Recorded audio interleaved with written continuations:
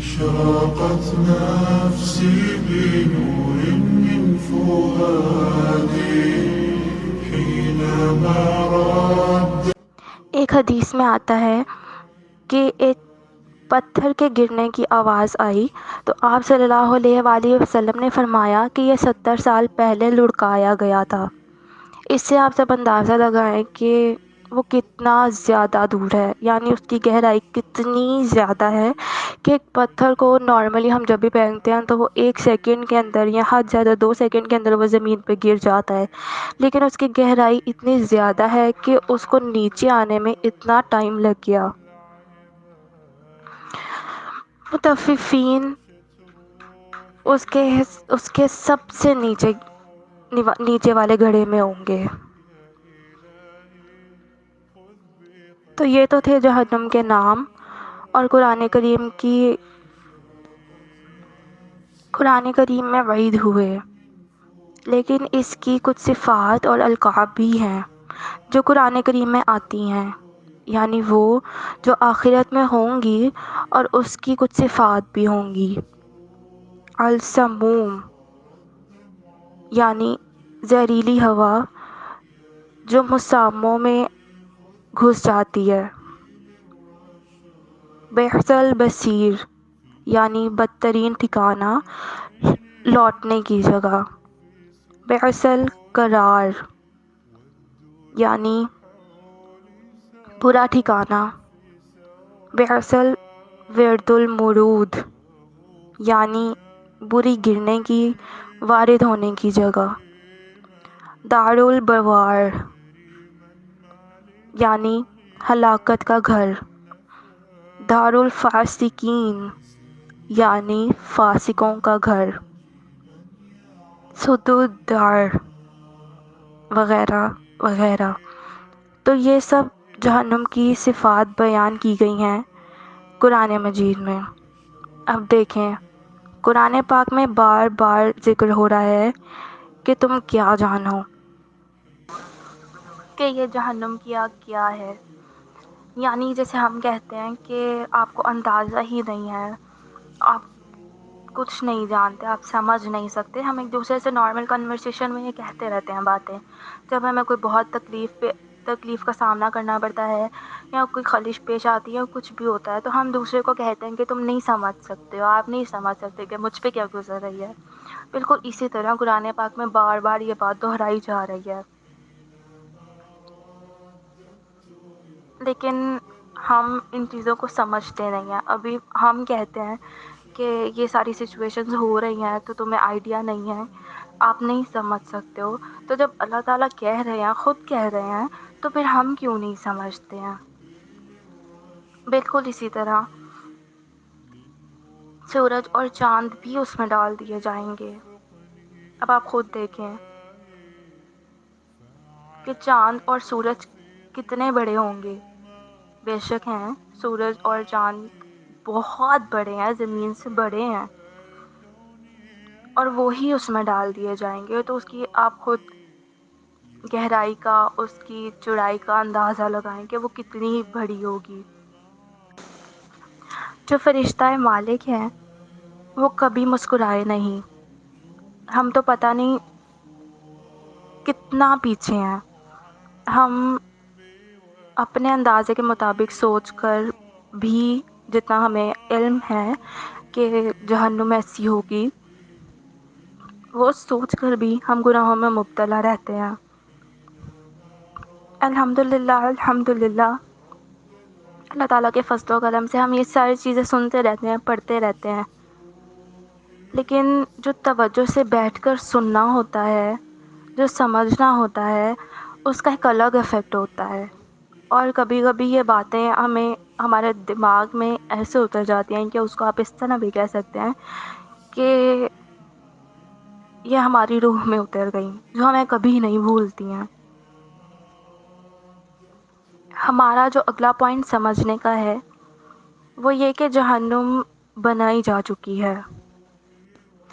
جنت اور جہنم دونوں اس وقت بھی موجود ہیں۔ امام طحاوی کی ایک کتاب ہے، ایک بہت مشہور کتاب ہے جس کا نام ہے عقیدۃ حبیہ۔ اس میں بھی یہ بات کلیریفائی کی گئی ہے کہ جنہ اور جہنم کب کے تخلیق ہو چکے ہیں، یعنی کب کے بنائے جا چکے ہیں، نہ کبھی فنا ہوں گے نہ کبھی تباہ ہوں گے، کیونکہ اس میں لوگوں نے ہمیشہ کے لیے رہنا ہے۔ اللہ سبحانہ و تعالیٰ نے لوگوں کو بنانے سے پہلے جنت اور جہنم بنائی تھی، اور پھر ان میں رہنے والوں کو بھی بنا دیا۔ جس کو چاہے گا اپنے فضل سے جنت میں داخل کر دے گا، اور جس کو چاہے گا اپنے عدل کی وجہ سے جہنم میں بھیجے گا۔ یاد رکھیں، امت میں دو گروہ ایسے تھے، معتزلہ اور قادریہ۔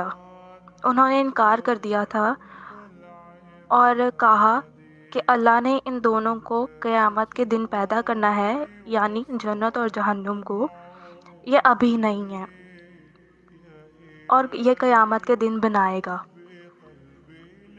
سورہ آل عمران میں آتا ہے اعدت للکافرین، یعنی کافروں کے لیے تیار کی جا چکی ہے۔ پھر سورہ نبا میں آتا ہے جہنم ہمیشہ سے ایک گھات کی جگہ ہے۔ اللہ تعالیٰ نے جہنم اور جنت بنانے کے بعد جبرائیل علیہ السلام کو اس کی طرف بھیجا۔ مسند احمد کی روایت ہے، جب اللہ تعالیٰ نے جنت اور جہنم کو پیدا کیا تو جبرائیل علیہ السلام سے کہا کہ جا کر اسے دیکھ آؤ۔ چنانچہ آپ علیہ السلام گئے اور دیکھا، واپس آ کے عرض کیا، یا رب، آپ کی عزت کی قسم، جو بھی اس کے متعلق سنے گا، یعنی جنت کے متعلق، وہ جنت میں ضرور جانا چاہے گا۔ پھر اللہ کے حکم پر جنت کو ناپسندیدہ چیزوں سے ڈھانپ دیا گیا۔ پھر اللہ تعالیٰ نے فرمایا، اب جا کر وہ دیکھ کر آؤ۔ پھر وہ دوبارہ گئے اور کہا، یا رب، آپ کی عزت کی قسم، مجھے اب اندیشہ ہے کہ اس میں کوئی داخل نہیں ہو سکے گا، کیونکہ اتنا مشکل راستہ ہے جنت کا، کیونکہ خواہشات کو مارنا پڑتا ہے، اس کے خلاف چلنا پڑتا ہے انسان کو۔ بالکل اسی طرح جب آگ کو پیدا کیا تو کہا کہ جبرائیل، جا کے جہنم کو دکھاؤ۔ وہ دیکھ کر واپس آئے تو کہنے لگے، یا رب، آپ کی عزت کی قسم، جو بھی شخص اس کے متعلق سنے گا وہ اس میں داخل نہیں ہونا چاہے گا۔ پھر اللہ کے حکم پر اسے خواہشات سے ڈھانپ دیا گیا تو اللہ سبحانہ و تعالیٰ نے جبرائیل سے کہا کہ اب جا کر اسے دیکھ کر آؤ۔ وہ گئے اور اسے دیکھا تو کہا، یا رب، آپ کی عزت کی قسم، مجھے اب اندیشہ ہے کہ کوئی بھی شخص اس میں داخل ہونے سے بچ نہیں سکے گا۔ استغفر اللہ۔ ابھی ہم نے سنا تھا کہ جو شخص اپنے رب کے سامنے جھک گیا، اس سے ڈر گیا، اس کی رضا کی خاطر گناہوں سے بچ گیا، حرام چیزوں سے بچ گیا، تو وہ جنت میں داخل ہو گیا۔ فار ایگزامپل، ادھر حرام چیزوں کی ایک اور ایگزامپل لے لیتے ہیں، بلکہ ایک ایگزامپل لے لیتے ہیں، جس سے خواتین کے ڈریسز ہوتے ہیں۔ کچھ ڈریسز ایسے ہوتے ہیں کہ اس میں سے جسم نظر آ رہا ہوتا ہے، کچھ اتنے باریک ہوتے ہیں، اور کچھ ایسے ہوتے ہیں کہ وہ پہنے ہوتے ہیں لیکن وہ بہت ٹائٹ ہوتے ہیں، جس سے باڈی پرومیننٹ ہو رہی ہوتی ہے۔ اس پر سخت وعید ہے کہ وہ عورتیں جنت کی ہوا بھی نہ پا سکیں گی جو لباس پہن کر بھی ننگی ہوں۔ ایک تو سی تھرو کپڑوں میں، دوسرا انتہائی باریک، جو بھی میں نے بتایا وہ، اور آج کل تو گاؤنس، ابایاز وغیرہ اس طرح کے ہیں، اس طرح سے ٹائٹ ہوتے ہیں کہ اس کو پہنو یا نہ پہنو کوئی فرق نہیں ہے، اس سے باڈی فل پرومیننٹ ہو رہی ہوتی ہے۔ تو جنت میں جانے کے لیے خواہش نفس کو روکنا بہت ضروری ہے۔